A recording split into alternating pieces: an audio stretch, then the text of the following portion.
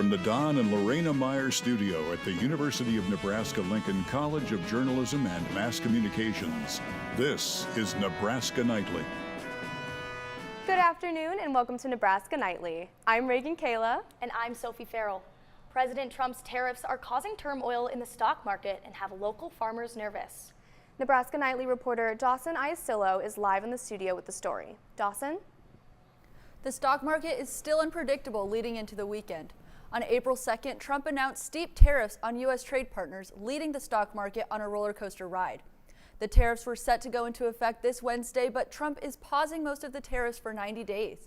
The exceptions are a 10% across-the-board tariff on all imports and a 125% tariff on China. This initially caused the stock market to jump back up, but it went back down and up again. The S&P 500 remains almost 800 points below its all-time high on February 19th. With the volatility of the U.S. market and trade policy, some Midwest farmers are worried about their future and what the tariffs mean. Less international trade, which could have to less income for many farmers. Not knowing what direction we are day to day or even hour to hour, it's hard to judge. But certainly from a farm perspective, we count on the export market to provide that level of profit. Really, that top third is where our profit comes from. And so we're counting on that. A company in the United States trying to sell a product to a company in China or vice versa. And so countries set up rules for trade. That's what we're seeing the White House tackle, is that they're trying to change rules for trade. But it's still important to remember that this is still a private business transaction that takes place. Trump officials say many countries have reached out to the White House to negotiate trade deals. Stay tuned to Nebraska Nightly for updates on how these tariffs will affect Nebraskans. The sun has been out in Lincoln this week, but that hasn't been without some classic Nebraska wind. Meteorologist Dominic Ferraro is here with an update on what to expect for weather this week. Thank you, Sophie. Well, looking at some average temperatures for the capital city here, mid-April, we're looking to be about the mid-60s for most of us. By the end of the month here, we'll be upper 60s for that high temperature. Again, going into May, middle of May, that high temperature jumps up into the mid-70s before closing out the month of May.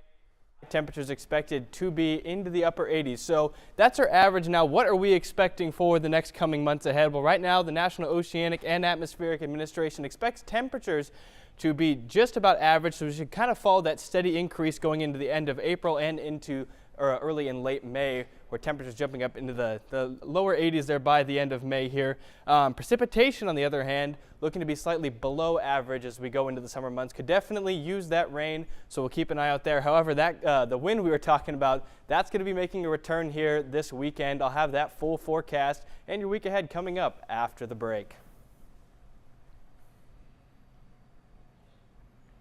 1 out of 5 Lincoln voters turned out for Tuesday's election, with almost 40,000 ballots cast, bringing in a 20.62% voter turnout.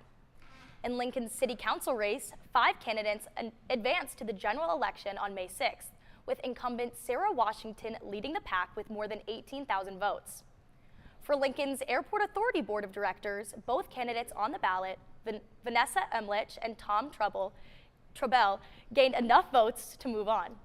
Finally, in the only ballot initiative included in the primaries, voters said yes to the Lincoln sales tax and use tax with a nearly 2/3 majority. Lincoln voted to continue the 0.25% sales tax going towards road improvement projects, set to end in September of this year. It will now go until September of 2033. Keep in mind, these are all unofficial final results, as Lancaster County is still counting early ballots. For more information and a full look at the primaries, visit lancaster.u.ne.gov. UNL educators took time out of their day Wednesday to protest the attacks on DEI in higher education. Dozens of students, teachers, and bystanders came together in the green space at the Union to speak their personal stories and inspire others to get active in the community. The protest was organized by a group of UNL educators. Maji Miller-Jenkins, a former Lincoln City Council candidate, spoke at the event. This is us. This is our time. This is not, oh, let's read about it in 20 years to see what people did. Pick your historical figure. Who are you going to be? freedom to teach and freedom to learn. NU Regents voted this morning on bylaw amendments to change language relating to race and to align with federal mandates. In a 6-2 vote, the board amended various policies. This includes subjects on equal opportunity in employment, admission of students, and cultural diversity, and setting non-resident tuition remission programs. The Nebraska State House is making some work for school boards across the state.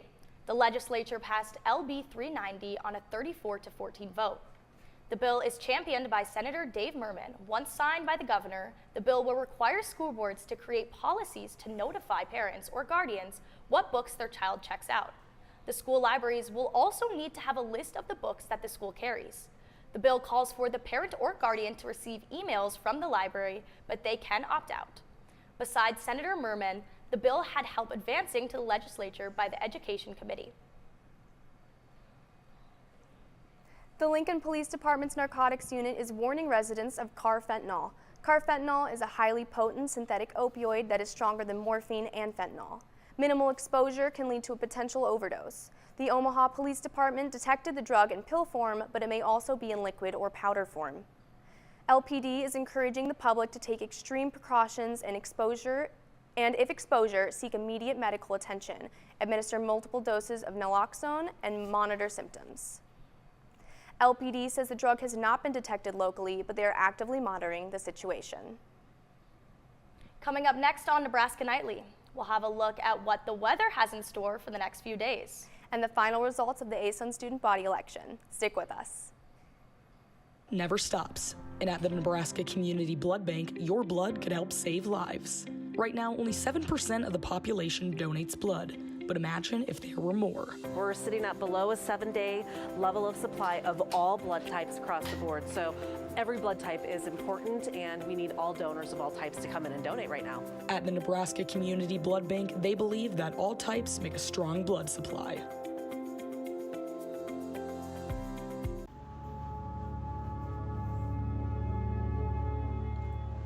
Social media is a daily part of many college students' lives, something we've become used to, but it can also be overwhelming and draining.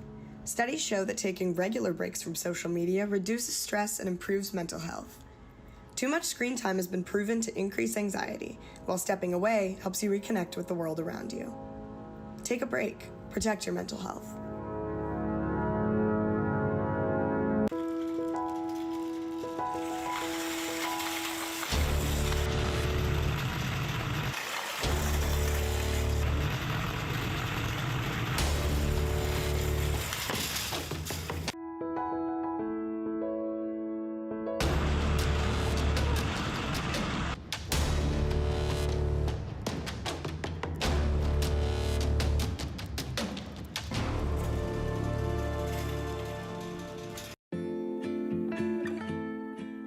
Many of the brands you love don't love animals like you do.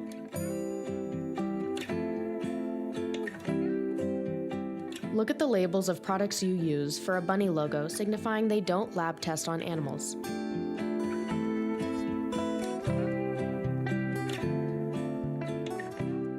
Check the label for those who aren't able. Start making the shift by visiting crueltyfreekitty.com today. Beautiful day here in the capital city. Current conditions right now, mostly sunny skies. That temperature 67 degrees, and for once a calm wind. Really a top 10 day that we've had all time this year. So if you haven't had a chance to get outside, definitely would recommend doing that today. Current satellite imagery across the country here. Got some heavy cloud cover across the northeastern part of the country, but right down the center of the plains here, just open air. We love to see that, and that's really what's helped lead to our such a beautiful day today. Now, one cool thing about this pattern that I wanted to point out, if we can kind of track the upper level clouds here, we can start to look, make out the pattern of the jet stream, and what that is going to do as this we call this a ridge, as that moves across the country here, that's going to allow much warm air coming up from the south, and that's going to really lead us to a very warm next couple of days here. You can kind of see that as well on the closer satellite imagery here, and that's going to bring those winds up out of the south and bring us much more warm air, and we'll see that in the forecast coming up here in just a sec. But current radar right now keeping things mostly clear. Again, not much clouds in the skies we saw on the satellite there too, but mostly clear conditions going in to our weekend here. But talking about that warm air, as we can kind of see out to the west, 80 degrees Shadron, 82 Scottsbluff for those temperatures. Get a little cooler as we work away across the eastern side of the state here. 77 in North Platte, 78 in McCook, both those spots looking to push up into the 80s here. And then cooler here on the eastern side of the state, 70 degrees in Norfolk, 64 in Omaha, and again 67 here in the capital city. Tonight, our forecast, mostly clear skies, 46 degrees. Maybe take a light jacket for any evening plans tonight. Winds shifting out of the southeast between 5 and 10 miles per hour. Then the wind returns on Saturday, mostly clear skies. However, it's going to be breezy. High temperatures up into the lower 80s for most of us across southeast Nebraska, but those winds south between 10-15 miles per hour could gust up to 25. Some of us maybe even seeing 30. And with those south winds, we'll see some of that smoke return from the controlled burns down in Kansas. The National Weather Service has issued an air quality alert on Saturday morning into Sunday night.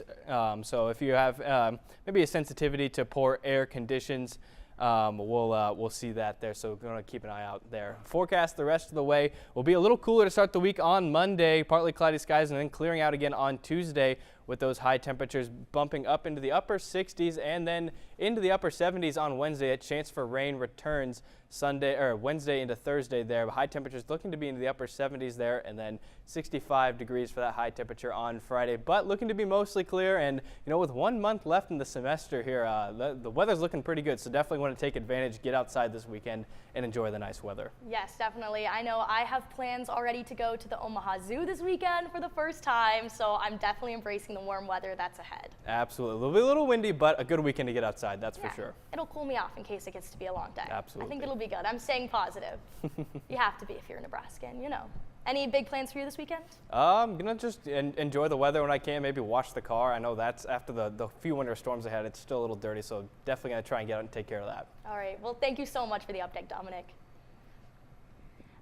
After a long and tight race, the ASUN election results are in. Catalyst beat out Ascend with 58% of the vote. Our own Hayden Hudson spoke with newly elected student body president Libby Wilkins. Thank you so much for being here with us today. We really appreciate it. Yeah, absolutely. So tell me, campaigning is over. How does it feel? Great. I feel like I've just been able to take a deep breath and just take a moment to reset after the chaos of campaign season. So it's been really nice. Yeah, and you guys have been campaigning for months now, right? How long has that been? Yeah, so our first Instagram dropped on February 28th. And from then, we've been just kind of, the first few weeks were light with tabling in the union and just kind of getting our message out there. But yeah, the past 3 weeks have been really heavy. My guess is you were thinking about things even before then. What is something that you've learned throughout this time? I think throughout the entirety of the campaigning process, we saw a lot of heat. We saw a lot of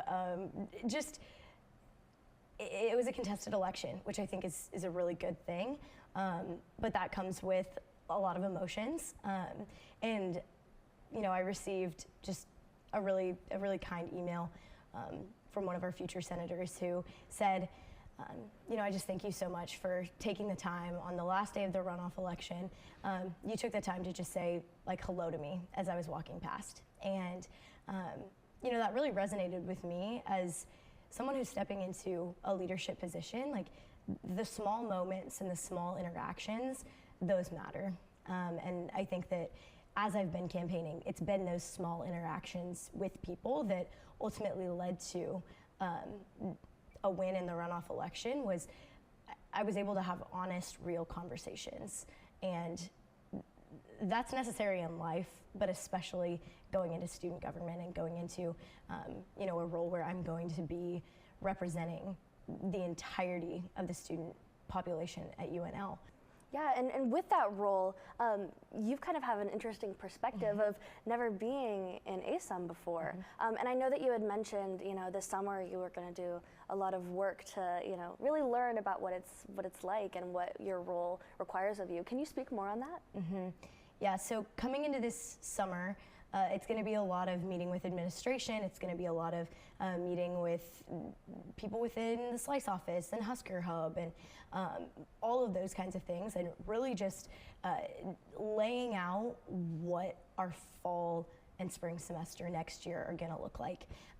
You know, we have a pretty tight transition as we go into inauguration next week, and then just a handful of Senate meetings before the end of the semester. So really over the summer, we're going to look at you know, what committee structures are going to look like for the coming year, and what at-large committee membership is going to look like.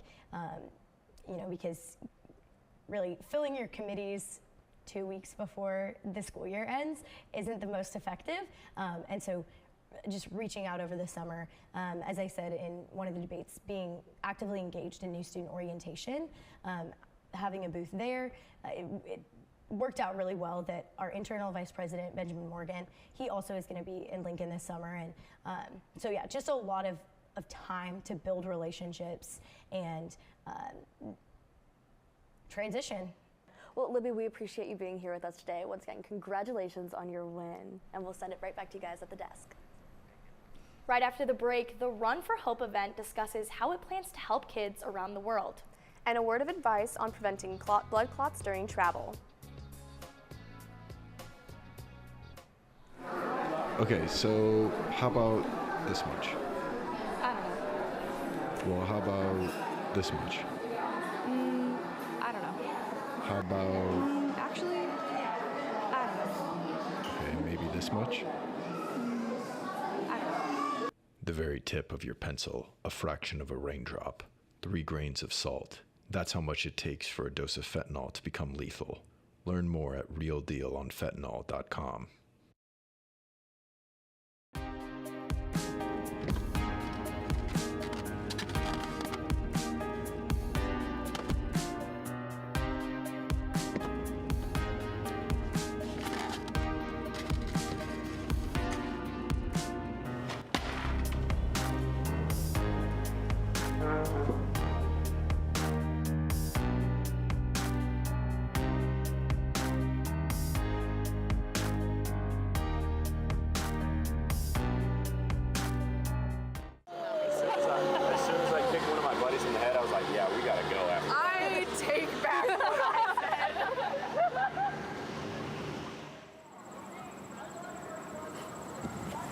Done for the day?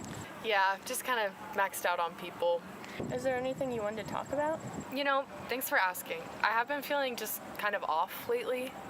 Do you want me to Concerned about a friend? Just ask and refer them to counseling and psychological services at UNL.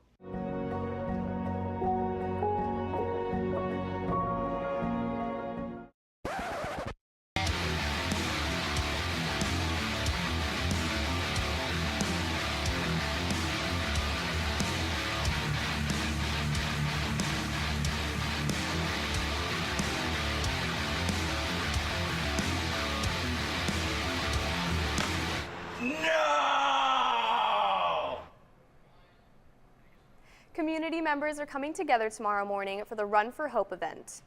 Runners race every spring to bring education to children in India and Bangladesh. The Hope Ventures Executive Director, Cincy Peterson, says their goal is to bring hope and dignity to disadvantaged people around the world. We live in a world where we see a lot of heartache and brokenness, and we ought to be doing something about it. He says they hope to raise enough money to distribute 3,000 backpacks full of school supplies. This event will take place in the Pioneers Park at 9 a.m. To read more about the run, visit the Hope Venture website at hopeventure.org. From spring break to summer vacations, we're heading into the time of the year when people like to travel. But if you're going a long distance, there's a potential danger health experts say you should know about. In today's Health Minute, Mandy Gaither talks to a cardiologist about how to prevent blood clots in your legs during long trips. It's a season of travel, and whether you're vacationing by car or by plane, experts say long trips can take a toll on your body. Blood clots are very rare with air travel, but they are not uncommon with long distance travel. you're talking about travel more than 4 or 5 hours. Cardiologist Dr. Sumith Alady with Orlando Health says a blood clot can be life-threatening. Symptoms include swelling, pain, or tenderness in the legs, especially if it's in just one leg. Skin may also be red and warm to the touch. If you have these symptoms, seek care immediately. If you delay that and if you take some time, then that blood clot may have broken off and you're giving a chance to develop a blood clot in the lungs, which is more life-threatening. To prevent blood clots on long trips, a lady says to take breaks. In the car, stop every couple of hours to stretch your legs. On a plane, wearing compression socks can help reduce swelling and improve blood flow. If you can't stand up, you can also try calf exercises while seated to keep the blood moving. You can do some toe lifts or heel lifts, squeeze your calves. A lady says knowing your risk is also important. You're more likely to get blood clots if there's a personal or family history of them, or if you have weight or vein problems. Those who are pregnant or recently had surgery are also at increased risk. For Health Minute, I'm Mandy Gaither. The CDC says blood clots are typically detected through ultrasounds, CT scans, or MRIs. They're treated with medicines or devices that can break or dissolve or capture the clot. Coming up, there's a lot of activity in the sports world for Nebraska as Husker baseball and softball are both on the road. And the football team reflects on a productive spring practice season. Need for blood never stops. And at the Nebraska Community Blood Bank, your blood could help save lives. Right now, only 7% of the population donates blood.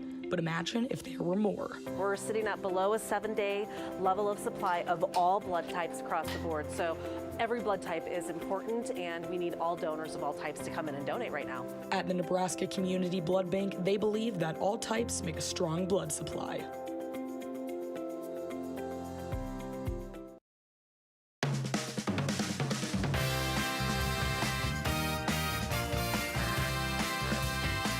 Tonight on Nebraska Nightly.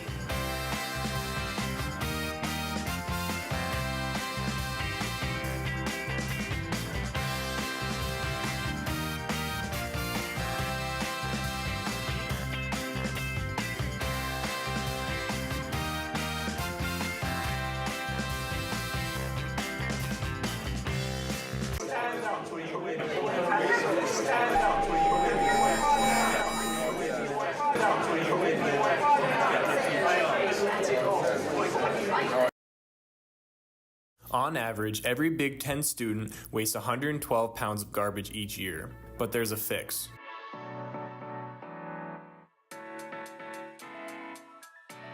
Make sure you use an Aussie when you dine in and be a part of the change. Nearly 1 in 3 Husker students struggle with food insecurity. Husker Pantry addresses food insecurity and a welcoming space by providing free food and personal items to UNL students in need. Due to high demand, the pantry often runs out of essential items. Help keep the pantry stocked by donating the most needed items. From canned food to personal items and cleaning supplies, you can make a difference by donating. Learn how to donate by visiting pantry.unl.edu.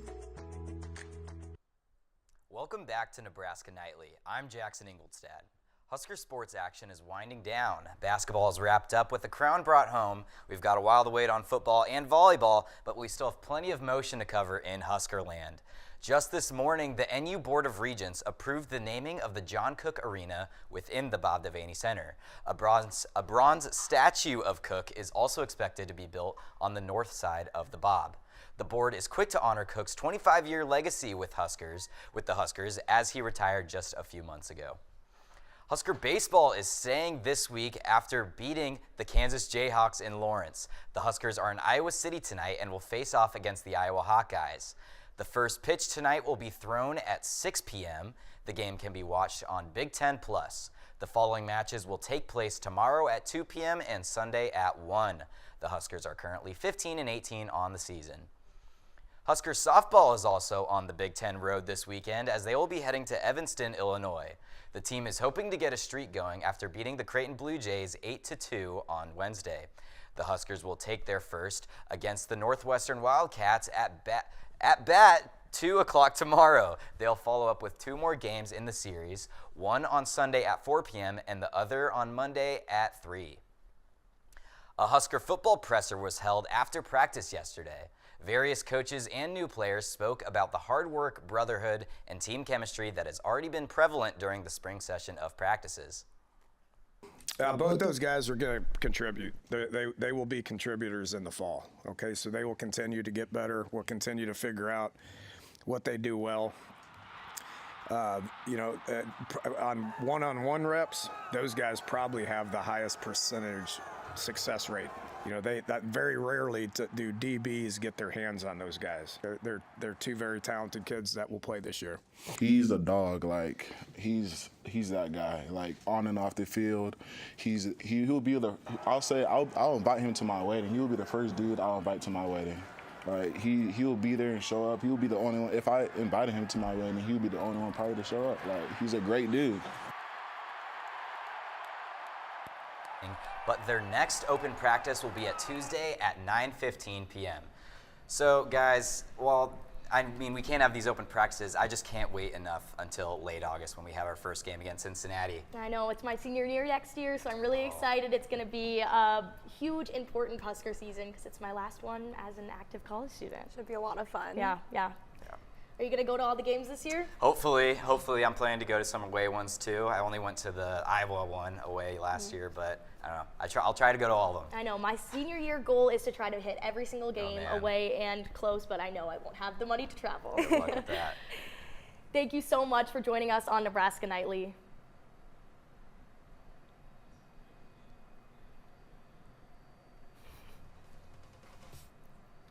A community blood bank, your blood could help save lives. Oh my God. Right now, only 7% of the population donates blood. I am so sorry. But imagine if there were more. We're sitting at below a 7-day level of supply of all blood types across the board. So every blood type is important, and we need all donors of all types to come in and donate right now. At the Nebraska Community Blood Bank, they believe that all types make a strong blood supply. Okay, so how about this much? I don't know. Well, how about this much? I don't know. How about... Actually, I don't know. Okay, maybe this much? I don't know. The very tip of your pencil, a fraction of a raindrop, 3 grains of salt. That's how much it takes for a dose of fentanyl to become lethal. Learn more at realdealonfentanyl.com.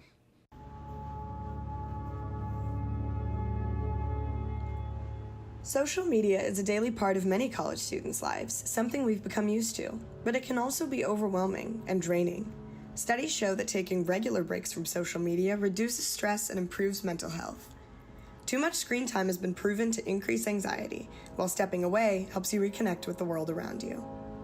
Take a break. Protect your mental health. Outside of Wahoo, a University of Nebraska-Lincoln feedlot, many students get hands-on experience. As Nebraska Nightly's Lacey Hartman reports, animal science majors work alongside grad students, conduct research as their part-time job. To Nathan Urchner, this work is more than just a job. He has always dreamed of being a cowboy, and after deciding to attend the university, he found ways to live his dreams while hitting the books. Being in the city so much, I'm not a city person. I hate being in the city. But being in the city so much, I kind of needed an escape, and I found rodeo. From there, I found animal science, and then from there, I found the feedlot. Most students dread their 8 a.m. class, but this student wakes up before the sun for a different reason. I work there as a personal chef for cows, essentially. Recently, I have been feeding. So we load all the feed onto the truck, and then from there, we go ahead and mix it up and deliver it. And every now and again, I get to help with animal health, which is a lot of fun. And that one, I get to diagnose and help treat cows. So originally, I wasn't going to go to college. I knew I wanted to do music, and I wanted to do agriculture. I decided to go in for radio broadcasting because I learned about the equipment I need to produce music, how to use it, copyright laws, so on and so forth. Every job has its own set of challenges, but this one can be found especially difficult at times. It's one of those jobs that you can't do if you don't love doing it. Because at 8 in the morning, you're crawling through pins of manure. to get to a cow, to bring him and treat him, and that cow the entire time thinks they're going to hurt it. So it's going to sometimes kick, it's going to run, and it's going to make everything difficult. Sophomore broadcast major Nathan Erstner lives many lives: singer, student, and cattle hand. Lacey Hartman, Nebraska Nightly. It's been a beautiful day here in Lincoln, but will the sun stick around? Let's take one last look at our weekend forecast with meteorologist Dominic Ferrero. Well, temperatures are looking to rise. We'll get a wind shift tonight, bringing winds out of the south. High temperatures this weekend looking to be into the low 80s for most of us, but again, breezy coming up here. We'll cool off a little bit to start next week on Monday. Partly cloudy skies, a high of 65 degrees, but spring has sprung, and we're looking like we'll have some pretty close to average temperatures, warmer this weekend, but weather's looking good. Thank you so much for that update. Thank you so much for joining us on Nebraska Nightly. Tune in next week for our daily updates or our live shows on Tuesday and Friday. Nebraska Nightly is a production of the University of Nebraska-Lincoln's College of Journalism and Mass Communication. I am so embarrassed that it was the worst.